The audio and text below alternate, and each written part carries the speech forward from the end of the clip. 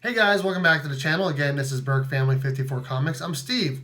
In today's video, I'm going to be showing off my new Comic Book Day haul for November 13th, 2019, along with reviewing them.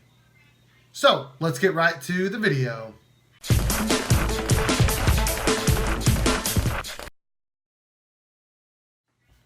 Okay, so this was a pretty light week for me. I only grabbed 2 books, and if you've been following the channel for a while, you can probably already tell what books I grabbed, and they are Flash, 82, the variant. I think it's a pretty cool cover of Barry Allen.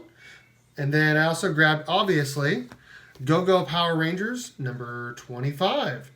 This is the regular cover. I'm going to go ahead and start with my review for this book, but before we do that, let's hear from my guy, Ryan Pond, also known as New Guy or New X Guy on Instagram and YouTube, and see what his thoughts are on the book. What's up, guys? My name's Ryan, and my social handle is New Guy. My boy Bert hit me up, and he wanted me to shoot a little video to share my thoughts and interpretations on Go-Go Power Rangers number 25. And I love this book. I thought it was awesome. It wasn't as action-packed as some of the previous issues were, but it did a lot with reveals and building what feels like it's kind of culminating toward the end. Like maybe this is at the end of Act 2 of the Necessary Evil event, because we're definitely starting to get a lot of answers, and I feel like we're about to go into that last stride and kind of start to wrap this story up and get to the big battles and final moments. So this issue to me was just a lot of reveals, while simultaneously creating a lot more secrecy and mystery around what's really going on and where certain things are coming from and where certain characters are even headed. So in this issue, it starts out with Tommy out at the cabin, and I think he's been out there for 2 or 3 issues of Go-Go now.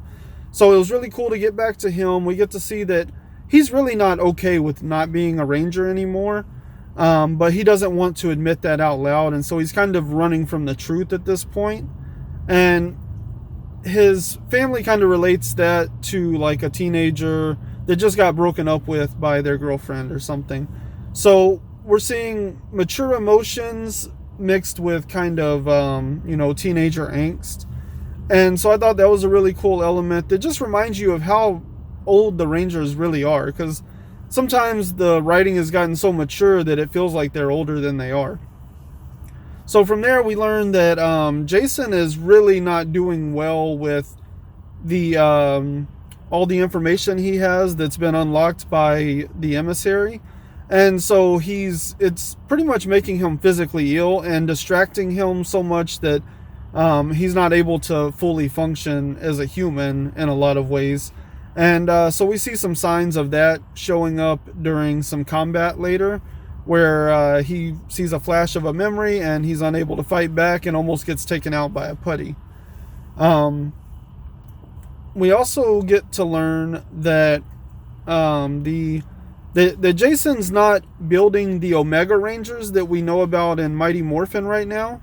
At least that's not his goal right now. What his goal was, he traded a deal for a deal. So he's going to help the emissary put together a team of Omega Rangers, and in exchange, the emissary is supposed to give Tommy, turn Tommy back into a Ranger.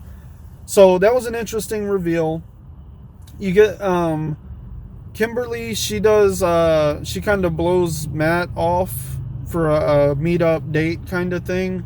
And that definitely comes off as Matt really wants to hang out with her, get to know her, and, maybe become a couple. But Kim is clearly worried about the danger of somebody being in she can't give all of her attention. And I guess it's kind of a classic superhero trope. It's almost a gender swap of Peter Parker and Mary Jane in a lot of ways. Like, Kim knows she can't be there for Matt because she has to run off and save the world all the time, and her being with him puts him in more danger, so she's trying to distance herself, is kind of how that came off. We see the emissary. He comes to talk to Zordon and Alpha, and that's later revealed that they basically, what the emissary tells them is the Green Ranger's gone, but there is a White Ranger, but Tommy's going to have to go find it. And so they send Tommy, they teleport him out of the cabin in the woods, and they bring him in and they explain to him he needs to go on this adventure, basically a soul search kind of quest thing. It sounds like they might be sending him to the planet from the Power Rangers movie. So that'd be a really cool issue of basically the Power Rangers movie, without all the other Rangers, just the White Ranger. That's kind of what I'm expecting to see come out of this. So that's really cool. I think he's going to come back as the White Ranger. He's going to be awesome. And that's kind of going to tie back to the beginning of Necessary Evil, where the White Ranger just shows up and we have this whole new team. Which is something the emissary also warns Jason about.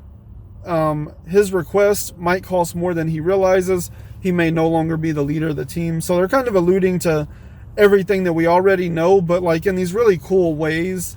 They're laying things out very delicately. We see Lord Zed is very unhappy with his minions. They're not doing a good job. So he's looking to escalate things quite a bit. And we also get this really interesting dialogue with Zordon about Rita. And, there's always been the question, why don't the Rangers just go to the moon and take Rita out?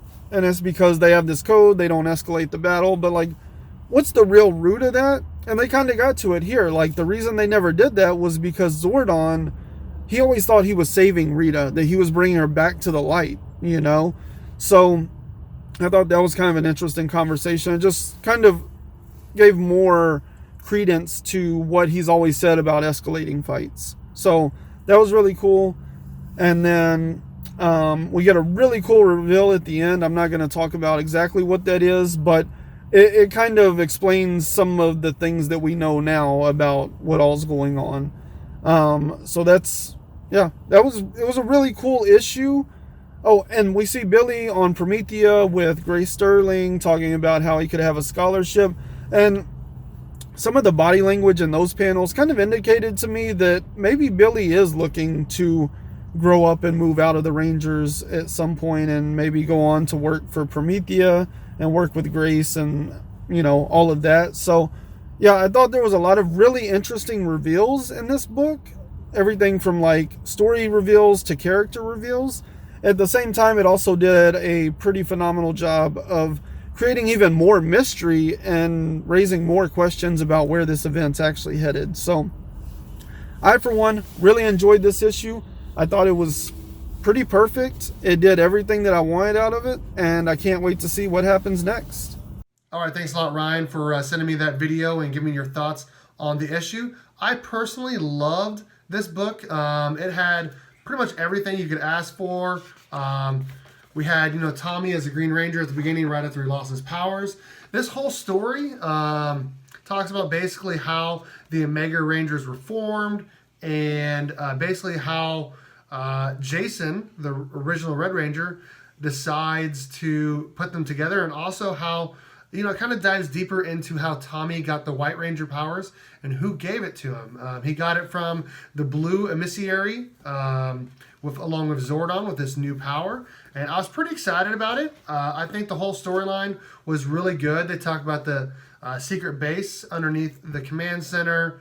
They also, again, they give a little nod to Lord Draken, which I think is going to come back and be the main villain in this whole Necessary Evil storyline. So I just think this issue is really good. I'm going to give it a 9 out of 10 for the whole Necessary Evil run.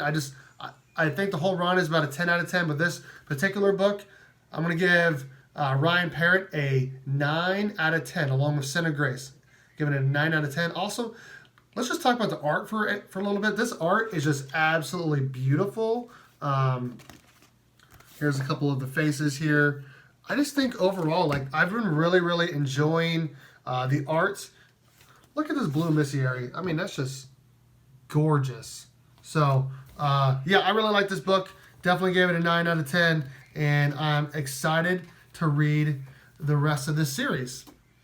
Okay, when it comes to the Flash, Flash 82, I thought it was really good. This whole thing has been about the year of the villain and Captain Cold basically deciding to try to take over Central City. This whole thing has also been happening when the Speed Force is going to be going away, or all of that stuff has been happening with the Black Flash and all of that.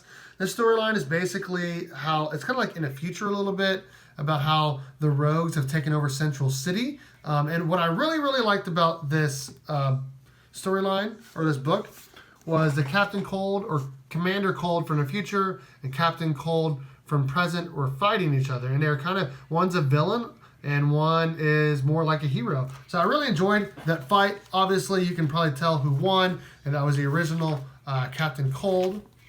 So there is Commander Cold being frozen. And in the whole issue, they talk about where the Flash is, and you don't actually see him until the last page, right there. But so the next issue is going to be What the Hell Happened in Central City. I've just really enjoyed the whole run by Josh Williamson. I'm really excited and looking forward to the rest of this series. All right, thanks a lot for watching, guys. And again, thank you to Ryan Pond, new guy, for joining me on my YouTube channel and giving me his thoughts on Go-Go Power Rangers number 25. That's all we have for this week. And again, this is Berkfamily54comics. I'm Steve. And remember, go Cats.